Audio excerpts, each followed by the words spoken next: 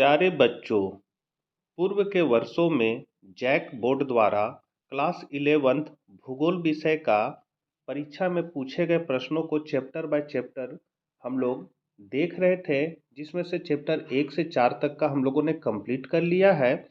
इस वीडियो में हम लोग चैप्टर 5 और 6 के प्रश्नों को देखेंगे, जो जैक में पूछ चुके हैं और इस वर्ष आपके लिए महत्वपूर्ण है। चैनल पर पहली बार है तो जरूर सब्सक्राइब कर लें, क्योंकि इसी तरह के महत्वपूर्ण प्रश्नों की जानकारी इस चैनल के माध्यम से आपको मिलती रहेगी। साथ ही मित्रों को शेयर करना ना भूलें। तो चलिए हम लोग आज कुछ नया सीखते हैं। तो पांचवा चैप्टर है भू आकृति प्रक्रियाएं, जिसमें पहला क्वेश्चन है मृदा का सर्वाधिक व्यापक और सर्वाधिक उपजाऊ प्रकार कौन सा है। मतलब मिट्टी का सर्वाधिक उपजाऊ प्रकार कौन सा है, तो वो होता है जलोढ़ मृदा। मृदा मतलब होता है मिट्टी। अगला क्वेश्चन है मानव किस प्रकार के अपक्षय के लिए उत्तरदायी है। तो मानव जो है वो जैविक अपक्षय के लिए उत्तरदायी है। 2022 में ये क्वेश्चन आया था। फिर है भौतिक अपक्षय के लिए जिम्मेदार सबसे महत्वपूर्ण तत्व क्या है, तो वो है आपका तापमान। ये 2022 टर्म 1 में आया था। फिर है निम्न में कौन अपक्षयन है, तो अपक्षयन है वर्षा, पाला और सूर्य ताप, तीनों है, इसलिए इनमें सभी हो जाएगा। चट्टानों के विभिन्न खनिजों के जल में घुलने की क्रिया क्या कहलाती है, तो कार्बोनेटिकरण कहलाती है वो। पांचवा का बी है कार्बोनेटिक। रासायनिक अपक्षयन में सम्मिलित है तो ऑक्सीकरण। निम्नलिखित में से कौन सा भू आकृति प्रक्रिया का कारक नहीं है, तो यहाँ हो जाएगा आपका भूकंप नहीं है। फिर चट्टानों को टूटकर अपने स्थान पर ही पड़े रहना कहलाता है, तो वो अपक्षय कहलाता है। अपरदन की प्रक्रिया में घोल द्वारा पदार्थ का अवचन क्या कहलाता है, तो वो कहलाता है आपका संक्षारण। ऑक्सीडेशन का सर्वाधिक प्रभाव होता है तो लौह खनिजों पर। लवण अपक्षयन निम्न में से अपक्षय के कौन से प्रकार में सम्मिलित है, तो भौतिक अपक्षय में। जलवायु के दो महत्वपूर्ण तत्व कौन से हैं, तो तापमान एवं वर्षण। निम्न में से कौन से बल समतल स्थापक बल तल संतुलन जिसे कहा जाता है कहलाते हैं, तो बहिर्जनिक बल कहलाएगा इसका। निम्न में कौन सा अपरदन का कार्य नहीं परिणाम है, तो ये है आपका सही, इसका आंसर हो जाएगा विस्थापन। जलवायु दशाएं जिनमें अपरदन अत्यधिक तीव्र होती है या होता है क्या है, तो गर्म एवं आर्द्र। लौह युक्त चट्टानों पर रासायनिक अपक्षय के किस क्रम का सर्वाधिक प्रभाव होता है, तो ऑक्सीकरण का। निम्नलिखित में कौन सी प्रक्रिया सूर्य तप द्वारा भौतिक अपक्षय से संबंधित नहीं है, तो कार्बोनेशन। क्षारीय मृदा का निर्माण किन क्षेत्रों में होता है, तो ये होता है कम वर्षा वाले। फिर है निम्नलिखित में से कौन सा अंतर्जनित बलों का उदाहरण है, तो यहाँ जो होगा ज्वालामुखीयता। निम्न में कौन सा अंतर्जनित बल है, तो इसका हो जाएगा पर्वत निर्माणकारी बल। अपक्षय की प्रक्रिया में निम्न में कौन सर्वाधिक प्रभावी कारक है, तो इसका आंसर हो जाएगा जलवायु। निम्न में कौन सा अपरदन के कारकों में सम्मिलित नहीं है, तो यहाँ नहीं है पूछा जा रहा है, तो इसका आंसर हो जाएगा सूर्य ताप। ये तीनों में देख लीजिएगा, प्रभावी जल है, पवन है, हिमनद है, तो इसका हो जाएगा सूर्य ताप।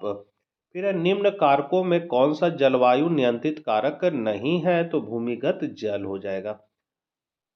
अगला आपका लोहे में जंग लगना कहलाता है, तो ऑक्सीकरण कहलाता है। फिर है निम्नलिखित में से किस मिट्टी को श्रेणी में खादर और भांगर आते हैं, तो यहाँ होगा जलोढ़ मृदा में। निम्न में कौन सा बहिर्जनिक बल नहीं है, तो यहाँ पर आपका नहीं है, वो हो जाएगा ज्वालामुखीयता। फिर मृदा के निर्माण के रूप में महत्वपूर्ण कारक है, तो जनक पदार्थ। अपक्षय का प्रमुख अभिकर्ता है ताप। निम्नलिखित में कौन सी एक अनुक्रमिक प्रक्रिया है, तो यहाँ संतुलन अपरदन। फिर निम्नलिखित में कौन सा पटल विरूपण से संबंधित नहीं है, तो यहाँ हो जाएगा आपका संतुलन। मृदा में संयोजन के लिए कौन सी क्रिया शक्ति नहीं है? तो अपरदन। मृदा का निर्माण किस क्रिया द्वारा होता है? तो अपक्षय द्वारा। निम्न में कौन सी रासायनिक अपक्षय की प्रक्रिया नहीं है?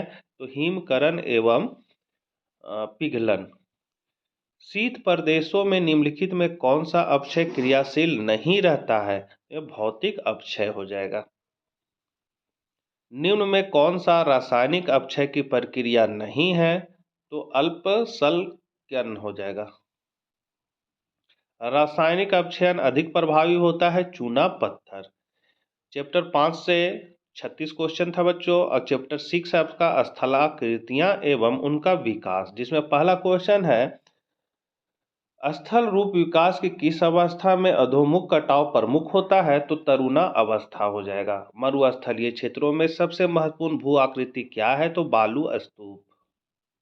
निम्नलिखित में कौन सा नदी द्वारा बनाया जाता है? तो यहाँ पर भी आकार की घाटी। पुरानी जलोढ़ मिट्टी को कहा जाता है, इसको भांगर कहते हैं। 2023 में पूछा है बच्चों। बरखान का निर्माण निम्नलिखित में से किससे संबंधित है? तो ये आपका संबंधित है पवन से। निम्नलिखित में से किसके कार्य से बालू डिब्बे बनते हैं? तो पवन। टार्न या सर्क झील बनती है? तो ये बनती है आपका हिमनद के अपरदन द्वारा। बरखान निम्न में से किस प्रकार के बालू डिब्बे हैं? तो इसका हो जाएगा पवनों की दिशा में निकली भुजाओं वाले नौर चंद्राकार डिब्बे। निम्नांकित में से किस आकृति का संबंध नदी के कार्यों से नहीं है? तो बरखान हो जाएगा। जलोढ़ शंकुओं का निर्माण नदी की किस अवस्था में होता है? तो प्रौढ़ावस्था। फियोर्ड निम्न में से कहाँ नहीं पाए जाते हैं? तो ये नहीं पाए जाते हैं चिली में। फिर है मोनार्नोक का संबंध निम्न में से किससे है? तो ये है समतल मैदानों में यत्र तत्र अवरोधी चट्टानी टीलों से। यू आकार की घाटी बनती है? तो हिमानी क्षेत्र में। हिमोड़ किसके द्वारा निक्षेपित किए जाते हैं? तो हिमनद द्वारा। गार्ज का निर्माण होता है? तो गार्ज का जो निर्माण होता है कठोर चट्टानों में। नदियों द्वारा किस मिट्टी का निर्माण हुआ है? तो जलोढ़ का। यू आकार की घाटी निम्न में से किस कारक के अपरदन का परिणाम है? तो हिमनद। निम्नलिखित में कौन सी भू आकृति का निर्माण भौम जल की निक्षेप क्रिया द्वारा होता है? मतलब भौम जल भूमिगत जल द्वारा होता है। तो स्टेलेक्टाइट। भृगु एवं स्टैक निम्न में से किस अपरदन कारक द्वारा निर्मित होता है? तो ये होता है आपका तरंग एवं धाराएं। फिर निम्नलिखित में से कौन पवन अपरदन द्वारा नहीं बनता है? तो ये नहीं बनता है बालू का स्तूप। प्लाया निम्न में से किस प्रकार की भू आकृति है? तो उथली जल झीलें हैं। गुफाओं की रचना किस क्रिया द्वारा होती है? घोलीकरण द्वारा। घाटी स्त्रंदमना युवाला की रचना होती है? तो ये होती है भूमिगत जल के अपरदन द्वारा। निम्नलिखित में कौन सी आकृति का निर्माण नदी की अपरदन क्रिया द्वारा होता है? तो गार्ज हो जाएगा। हिमनद द्वारा निर्मित मिट्टी है हिमोड़। कार्ड प्रदेश की भूमिगत कंदरा की छत पर बनने वाली आकृति है? तो स्टैकटाइट हो जाएगा। स्टैकटाइट। घोल असंध का निर्माण निम्न में से किस प्रक्रम द्वारा होता है? तो भूमिगत जल।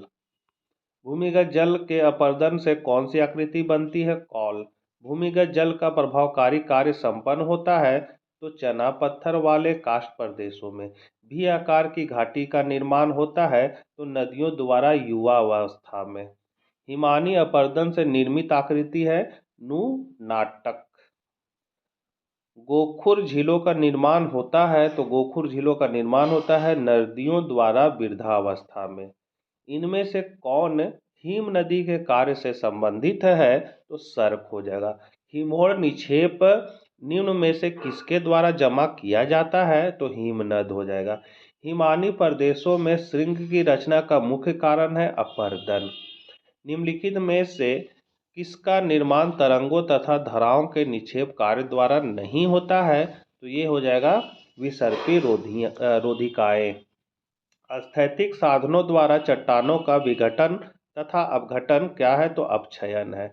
नदी के मुहारे पर बनने वाले संकीर्ण तथा गहरी घाटी को क्या कहते हैं तो ज्वार नद मुख कहते हैं। फिर है विलयन स्कंद किस प्रकार के धरातल पर बनते हैं तो काष्ठ प्रदेश में। निम्नलिखित में से कौन सी भू आकृति हिम नदी के कार्य से संबंधित है तो यहाँ आपका हो जाएगा सर्क। फिर है नदी के किस भाग में जलप्रपात की रचना होती है तो ऊपरी भाग में। तो बच्चों ये थे चैप्टर 5 और 6 क्लास 11 भूगोल विषय के जैक द्वारा पूर्व में पूछे गए प्रश्नों का संकलन। आशा करते हैं वीडियो उपयोगी साबित होगा। कॉपी में नोट करके याद कर ले। मिलते हैं नेक्स्ट वीडियो के साथ। जय हिंद जय भारत।